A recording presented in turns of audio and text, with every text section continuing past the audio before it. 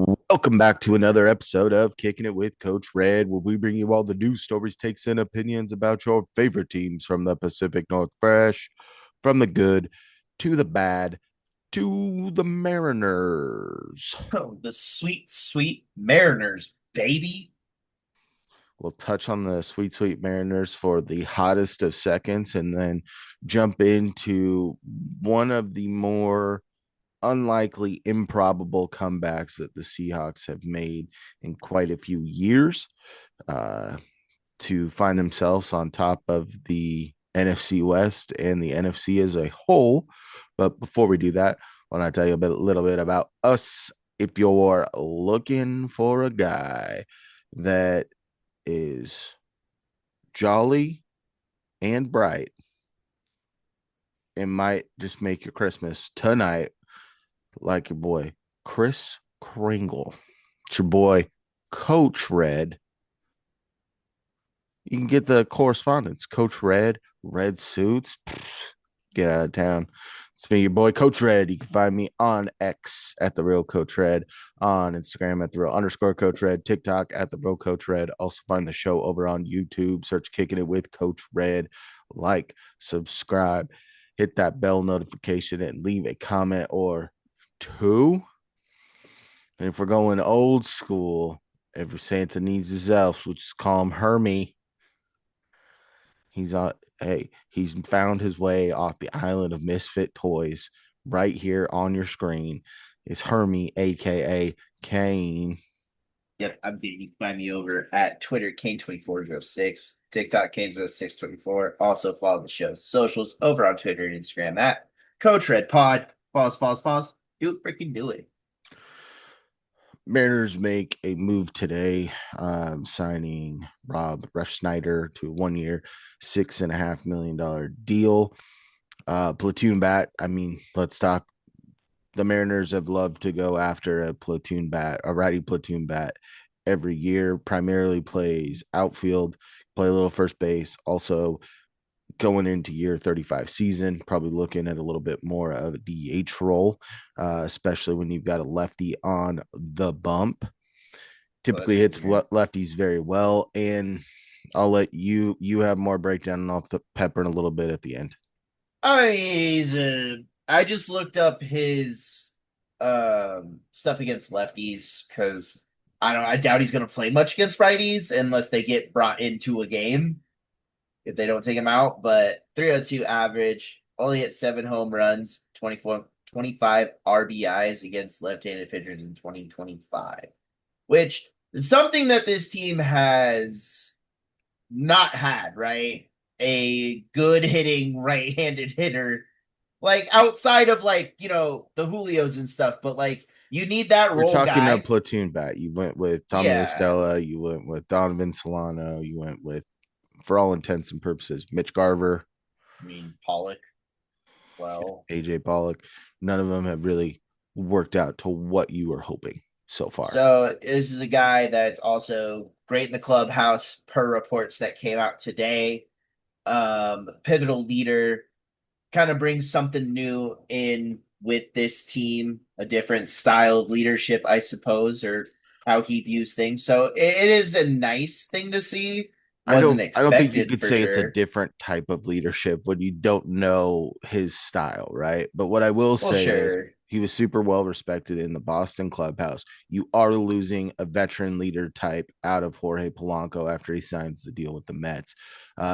Still up in the air. Gino could be back. Sounds like they're really looking forward to really letting Cole Young get that run at the second base spot, especially early on this year. So you could pivot, go ahead and get what is it, Akamoto, or Dude, I would potentially like that. a Gino, because Gino, I don't think there's a ton of look for him, especially when you still have the big bat of Bregman still kind of out there.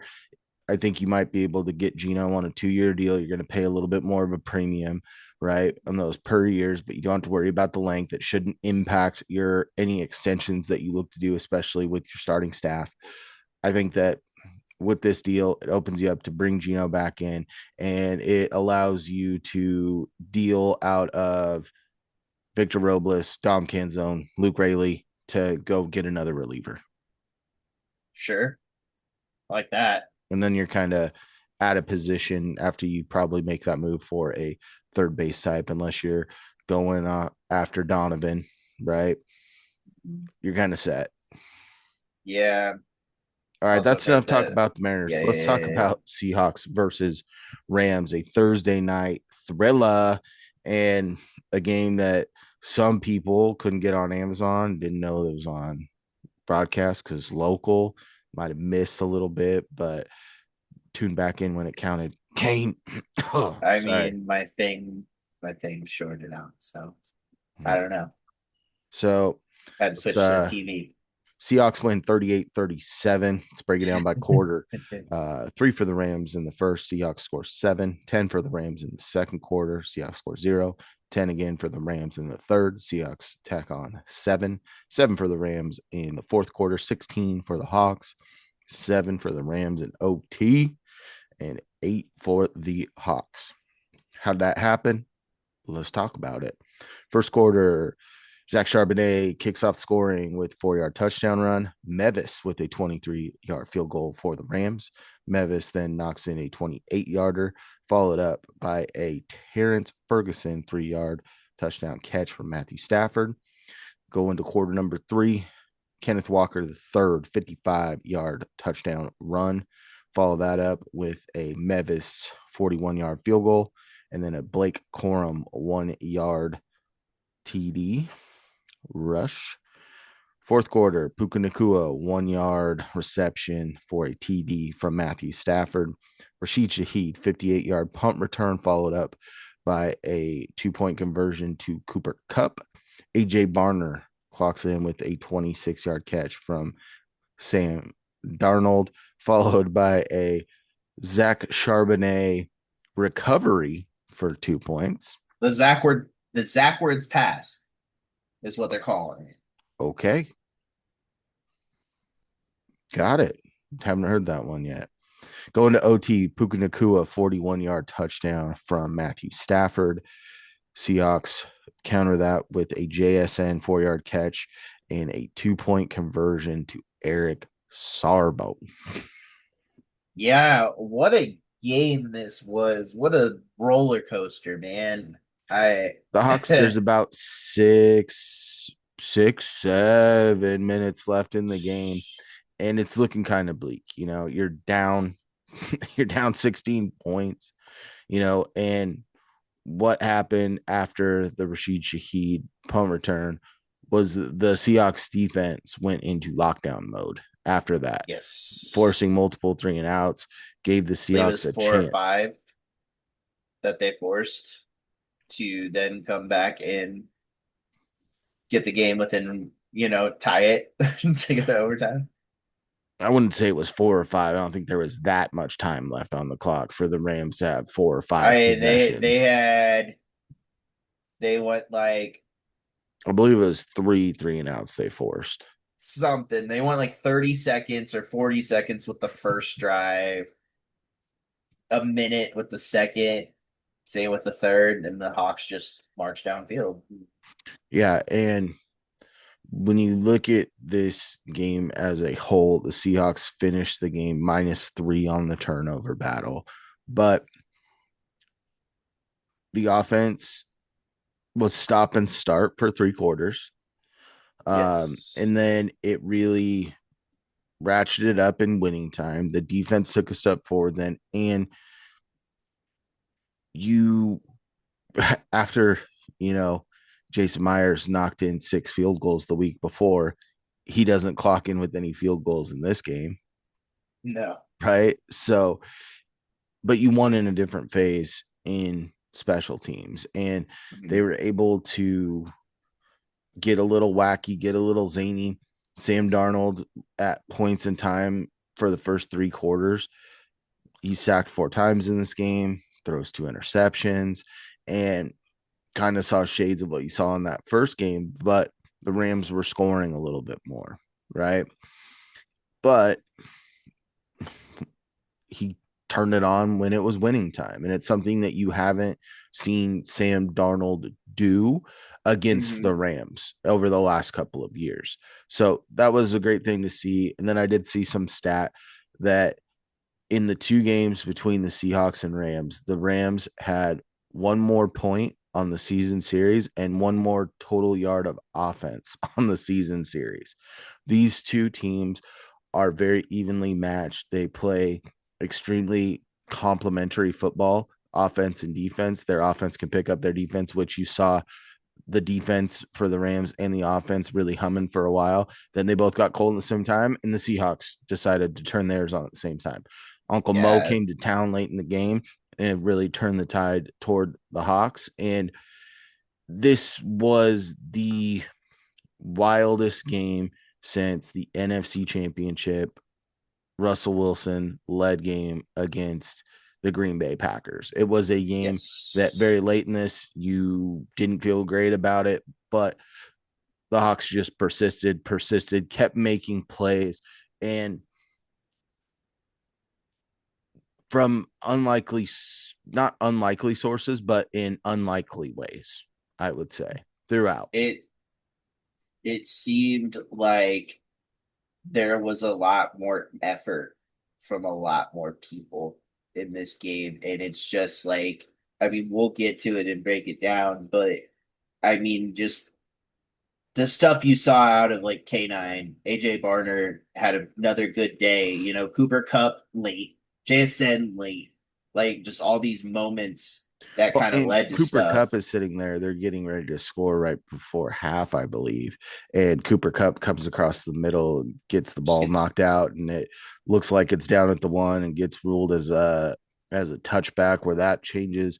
There are so many times throughout where one one yard, one small play changed the outcome of the game in totality. It was a lot of little moments that kind of just led to how the game could have been shaped a little differently.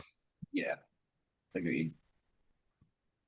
All right, let's go into individual stats. Sam Darnold, 22 of 34 for 270 yards, two touchdowns, two interceptions, and he took four sacks in the game. Hey, yeah, it wasn't pretty for the The most one thing part. that we talked about when he had the four interception game against the Rams is some of those interceptions were balls that he should have held. And on the interceptions that happened with Darnold in this game, the Rams did a great job of zone blitzing and Yes. dropping a guy that was unconventional into a spot where Sam's hot read would be when he got pressure right in the face. One of those interceptions was by a defensive lineman near the goal line. So they did a good job in terms of that and knocking the ball out on Cooper Cup, which we touched on already. But Sam Darnold during the fourth quarter and overtime, nails, Lights absolute out. nails, Lights nails. out. Offensive line. Big shout out in that big stretch. Also big shout out Josh Jones. Played a good game for the most Played a part. very solid game. Yeah. Very solid game. And there were highlights of which I don't want to jump too far ahead, but Gray Zabel had a Yeah. big block way downfield. And And there some dope. weren't a ton of Anthony Bradford, WTF is he doing plays. Yeah, he played a pretty clean game, and I will say something when we get to the running part. So it's a good Well, thing about Anthony Bradford. Good thing we're getting there, right? we're there. Seahawks on the day. Kenneth Walker, the third, 11 carries, 100 yards, and a touchdown. Zach Yes. Charbonnet, 9 carries, 32 yards, and a touchdown. And Rashid Shaheed, 1 carry, 31 yards. Whoo, yeah.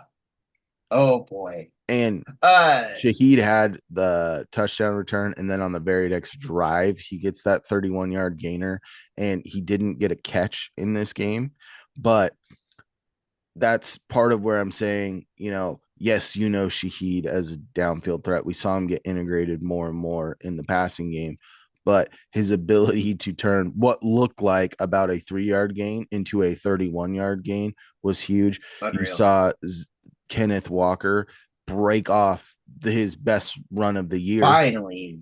Anthony Bradford is the one who blocked that open for him. He exploded out of that hole, and this was a huge canine game. Huge. When canine ripped that 18-yarder on the HP draw, third and forever, Yeah, that's just the keeping the legs hustle, turning. He's dude. getting turned around, twisted, runs through a couple of arm tackles. That's more characteristically a downhill run like you see from Charbonnet. But what you did see is his elusiveness and springiness, where I think Charbonnet does not get that first down, where Kenneth Walker Mm-mm. does, because he's he does have that shiftiness that allowed him to get that extra 6-7 yards bouncing off And contact. it was just amazing to see. That is the difference maker, kind of, as well in this is you had the effort value out of some of these guys. This is our first 100-yard rusher in 22 games. It's something that we needed to see out of this team, and I'm glad it was K9. Have been championing for him to get the 100-yard.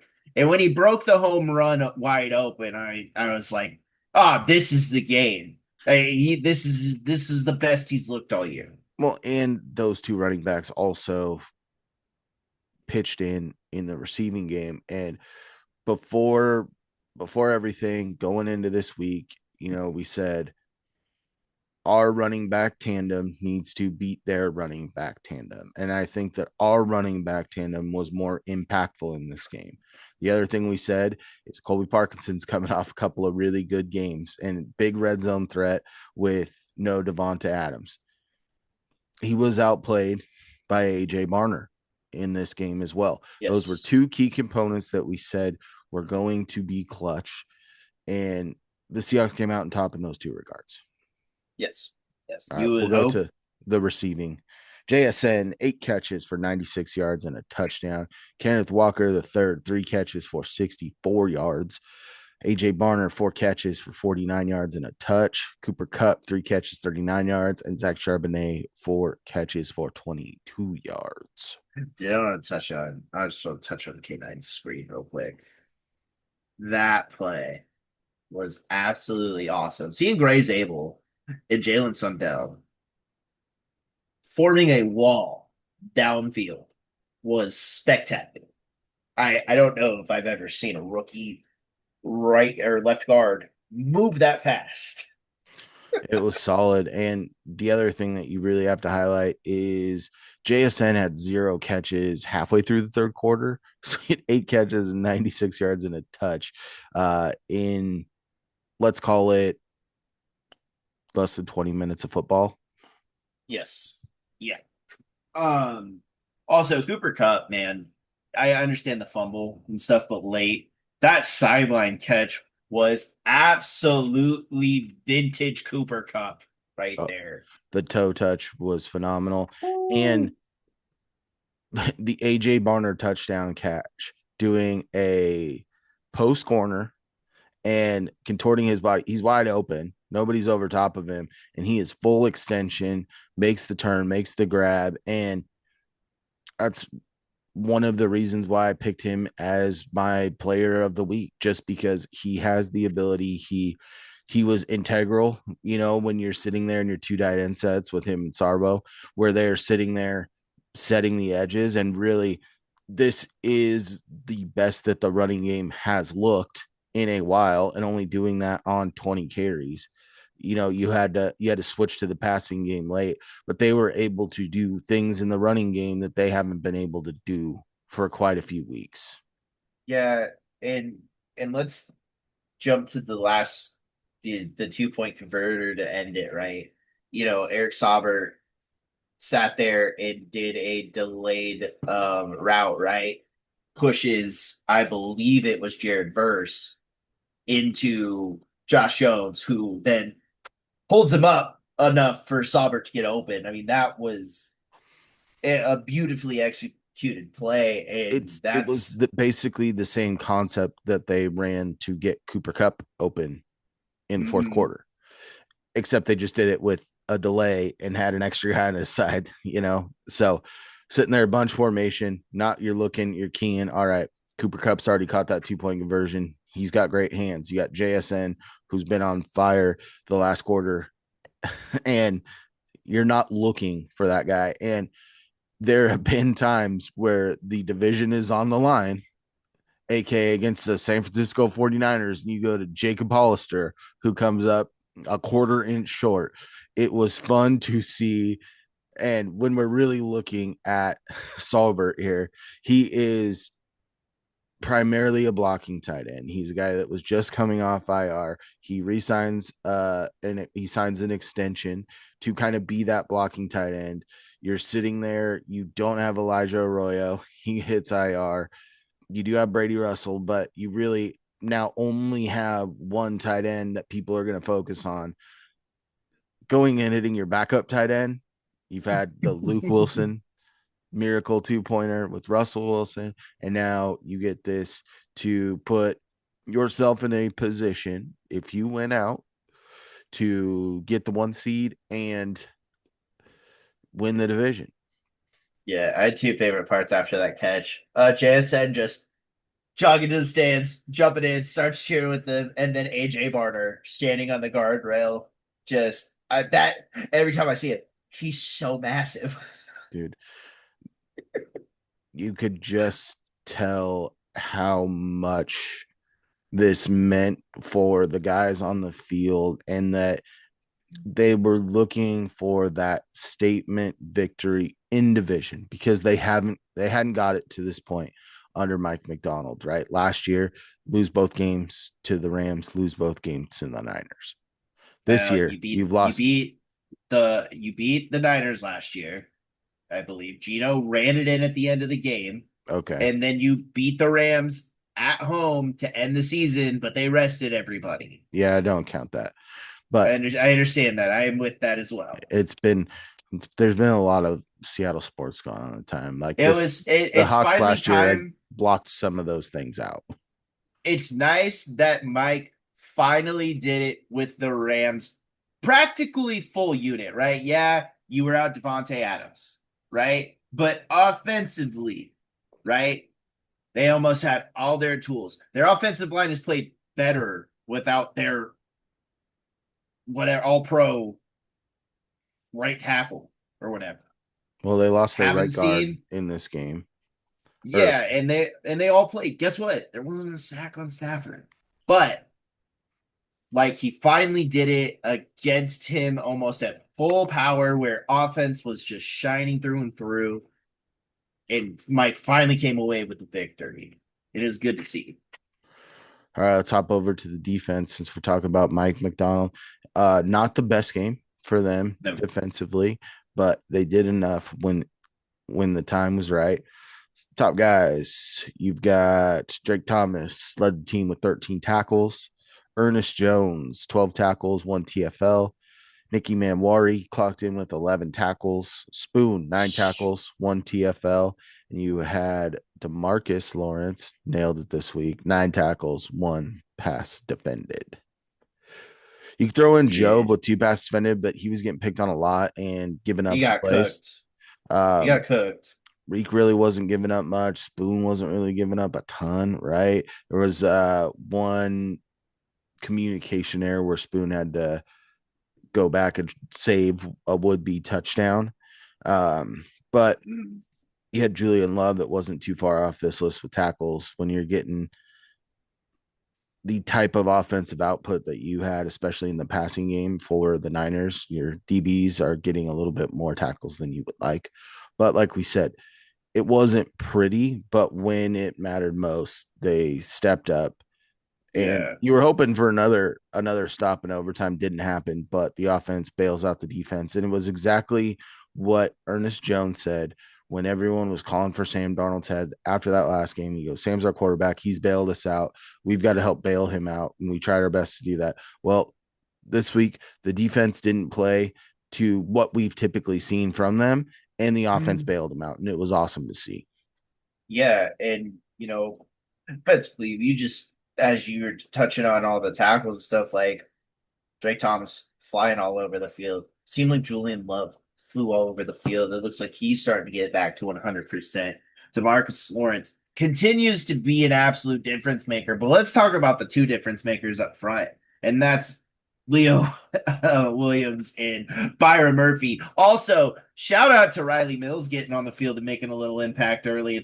I like him. I think he's going to be really good for this team once you can get him into a full rotation. Yeah, But I did see one Byron Murphy play where he's taking on two guys and six an arm out and absolutely drops Kyron Williams for, I don't believe it was a tackle for loss because they only had two and we talked I about those believe it's guys, a but I yard. don't think it was any gain or maybe 1 yard. Right. And it's just those two pushed the ball out so much because it's so hard to run against those two. And Jaron Reed's also in there making a difference too. I love when this team pushes running backs outside. It's so hard for them to get extra yardage. Yeah, too much speed and too much sound tackling by your second level players and your corners. I mean, your weakest secondary person tackling is Reek, and he's gotten a lot better at sticking his nose in there to hold the guy up just a little bit longer so the rest of his buddies who are a little bit better at wrapping up and finishing a tackle can come in and clean that Yep. thing up. It was good to see. It was I good to do see. hope his knee's good. Same. I do hope his knee's good because Kobe's probably not coming back to playoffs. Yeah, it's going to be really interesting. But luckily, you have Taokata that's got a lot of run this year. That That's true. there's not probably going to be that big of a drop off. Like you've persevered through injuries. You know they're going to keep popping up. They're in the middle of it right now, but you've seen the Seahawks be able to persevere and work their way to this point with only 3 losses, and the amount of guys that have missed time at impactful positions where they've still been able to come out on top has been pretty impressive. It has been, and credit that to the coaching staff, honestly, because Mike and Durde are doing their jobs and making sure everybody underneath them are doing their jobs.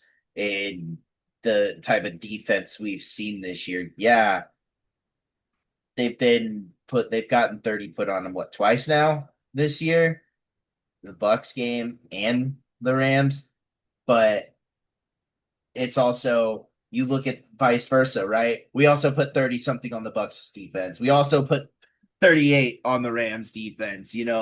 It's just those types of games. It's like whenever we play the Lions, it's a shootout, right? Mm-hmm.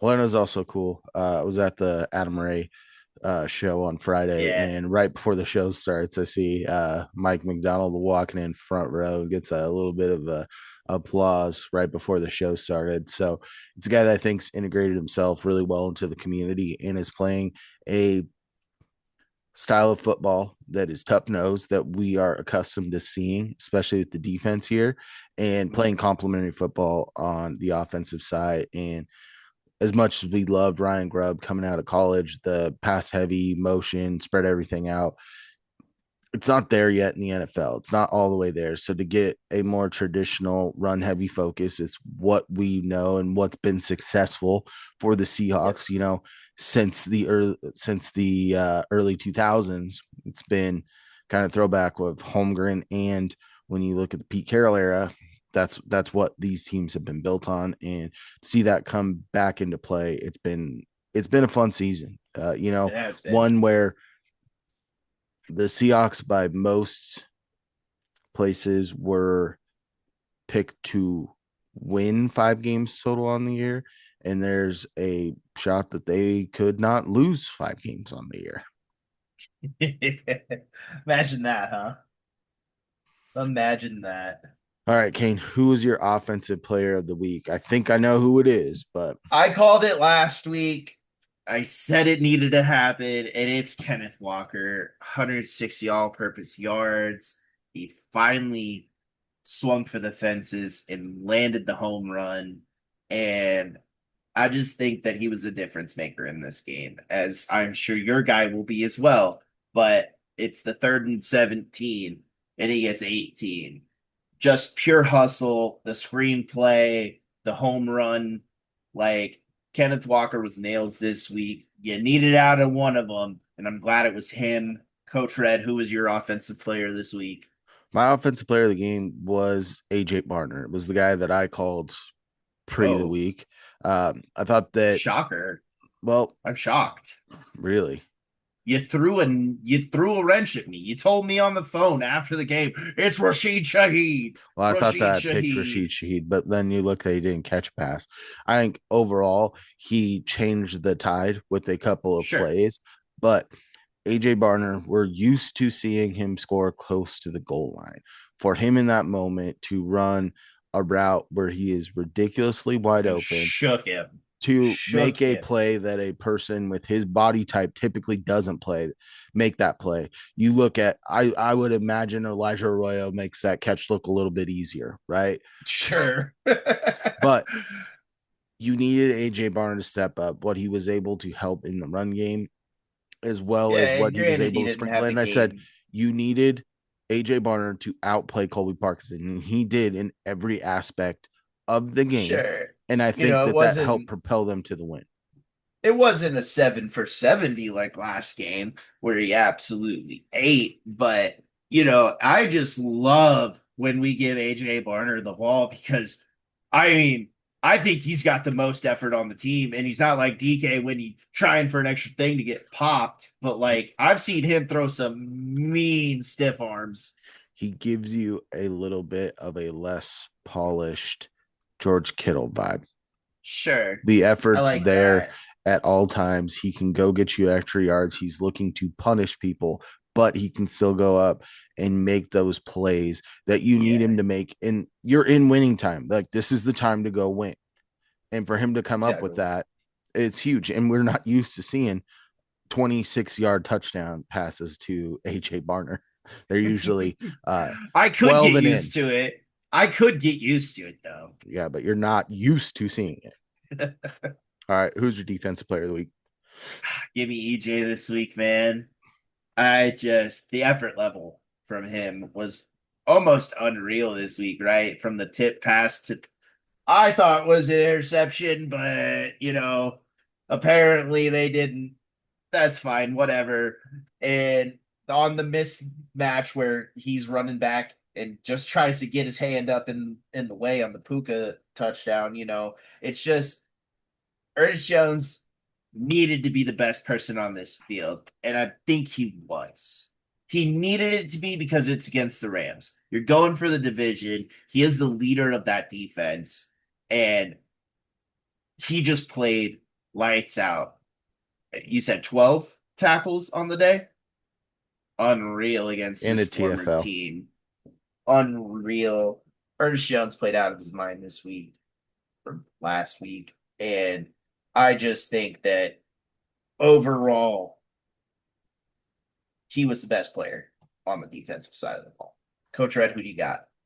I got Nick Emanwari, and it's unfortunate that he exited the game late. Be interesting to see how that goes. But the He got level of cleared. maturity that he has brought is unexpected, especially with the guy that, you know, missed 4 weeks, was on the IR, missed a little bit of time in training camp. Usually that has not bode well for the Seahawks. You look at Byron Murphy, who's playing at an all pro level in year two. He missed some time early, didn't translate. You look at JSN, his rookie year, missed some time early, didn't really translate to good on field production. You've seen that with Emanwari. He's been able Mm-hmm. to make plays all over the field. And I am venturing to say that if he has a solid last 2 weeks, if he's able to make it on the field, he very well could win Defensive Rookie of the Year. He could. And also, he got cleared after the game. He could have went back in. Mike just played it a little safe. But yeah, That was in the post game when they were asking about Kobe's knee, Reek's knee, and Emanwari. Mike said Emanwari was cleared from concussion protocol, so we're good there. yep. So excited to see him the last couple of weeks, and what Absolute he's freak. been doing for the last month has been ridiculous. Yeah, I mean, Nick Emanwari is almost cinema when you're watching him on the field, right? Like that kid is absolutely special. I believe he threw some hats down there too, or laid some hat. And was he the one who speared Stafford? Don't recall. I don't know. And that Derek Hall suspension is real dumb. Yep. We haven't really touched on that, but this play it was not called on the field, and it looks like from one camera angle, it looks like he intentionally steps on a Rams offensive lineman who was on the ground, but from another angle, you could see him look down and purposely try to step over him Like because the said lineman like lands on his foot. So as he's trying to take his foot out and jump over him like an animal, like when your dog gets between your legs, you're just like trying to get over him. It's like that. I couldn't have I don't painted a know. better picture myself. All right. Um, let's talk about the upcoming matchup. You are going up against a Carolina Panthers team who just put themselves on top of the NFC South. You've taken care of business again, really taken care of business against the Saints and the Falcons, and lost a barn burner with the Bucks. And the one thing that the Panthers are an odd team. I'm going to put it this way. Their defense is very good. They have a very good defense, and their offense thrives on not making mistakes and taking advantage of field position from the special teams and turnovers from their defense. What's going to be imperative in this game is limiting turnovers because you look at Bryce Young's stat line, it's consistently under 200 yards. They do have two very good running backs in Chuba Hubbard and Rico Dowdle who can really get loose, but they haven't been doing that the last couple of weeks. Their rushing attack has usually been 125 or less the last month. What's also crazy is the Panthers have 2 wins where they have outscored their opponents by 7 points or more. They have 1 win where they outscored their opponents by more than 7 points. They had a big blowout win where they won 30-0. Every other win that they have had has been by 3 points. They have 6 wins by 3 points apiece. So, That's bodes luckily, well. the Seahawks play well when they have the early game on the road. This is a team that they traditionally have had some pretty good success outside of the year that the Panthers went to the Super Bowl. The Seahawks have had pretty good success against this team. You going up against former Seahawks assistant Dave Canales as the HC. You've got what is it? Avero is their defensive coordinator who interviewed for the Seahawks head job. So there is familiarity with the Seahawks front office and this Panthers team.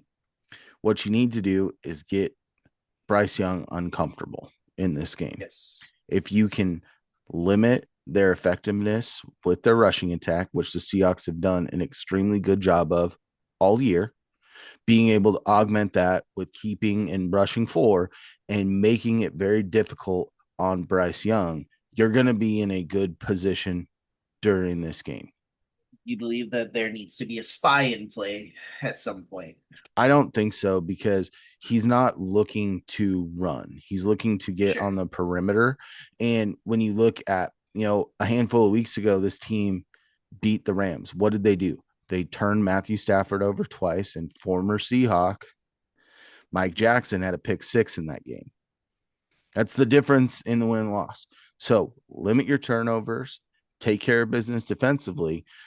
Their defense does do a pretty good job of limiting your effectiveness in the running game. They do a very good job of that, where they are a little bit more susceptible, even though JC Horn has actually started to live up to his potential at the cornerback position. Mm-hmm. Mike Jackson's had a lot of good games.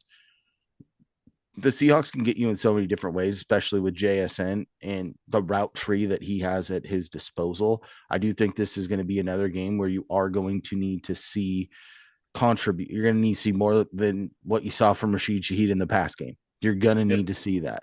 I wouldn't be surprised if you get 2 catches by Cody White in this game. I wouldn't be surprised if you get 7 catches for AJ Barner in this game. Cooper Yeah. Cup could be seeing 4+ catches. I think that you need to get creative early on, and then you can go back to the old well when that's a little softened up. And like everyone else is beating us, we can't keep doubling JSN. Well, guess what? Now it's time for JSN to get loose. And Yep. that's kind of what you Yep. saw a little bit in the Rams game. Rams game, they Mhm. start to play a little bit more soft coverage. All right. You're not going to double team JSN on every single play. Well, it's time to eat. Yeah. Yeah. All right. Kane, who do you think is going to be the offensive player against the Panthers this upcoming weekend? Let's run it back. Let's run it back this week. Give me Kenneth Walker, the third. Um, I just I see a tiding, something turning with this offense, and I did think it was the first 100-yard performance in 22 games, especially against your division rival. And I think you're going to see them try to capitalize on that more. I think that K9 is going to be super effective in this game if you can get him going in the same way that you did this week. Give me K9 this week. Coach Red, who you have for your offensive player? I think it's tough with K9 because you got Derek Brown on that interior that does a lot of things similarly to what you're seeing out of Byron Murphy right now, playing at an extremely high level on the interior defensive line. And when you look there, even Bucky Irvin, he toted the rock quite a bit last week. I think he averaged under 3 yards a carry, Mm-hmm. right? They're pretty stingy when it comes to doing that. What I do think is you're going to need Sam Darnold to distribute the ball to multiple factors and limit turnovers. If he's able to do that, the Seahawks are going to be in a position to potentially have a big win in Carolina and not have it be close late. The other thing that you have on your side, which is an offense player, Sam Darnold's my guy, but Jason Myers down the stretch, the last month and a half, has been absolutely nails. And I expect him to continue to do that. So when you're looking at tight games, he's been pretty solid, especially as of late after that Yep. Rams game. And outside of that Rams game where he misses one long field goal, he's been pretty nails all year, especially in clutch time.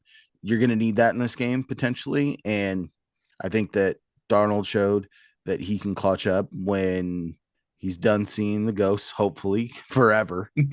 Yeah. But you also Fingers can put crossed. that on Jason Myers' leg late to Mm. really propel you towards a victory.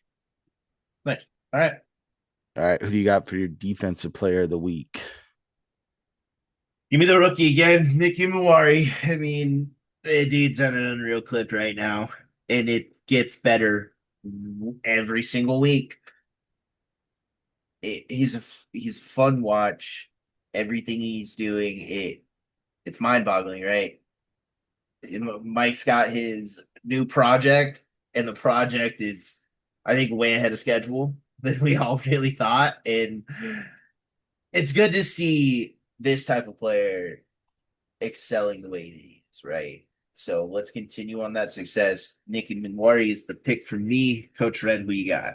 I'm gonna give you one person, but I'm gonna call out a whole unit because I think there are a handful of guys out of this unit that could very well be the most impactful at the end of this game.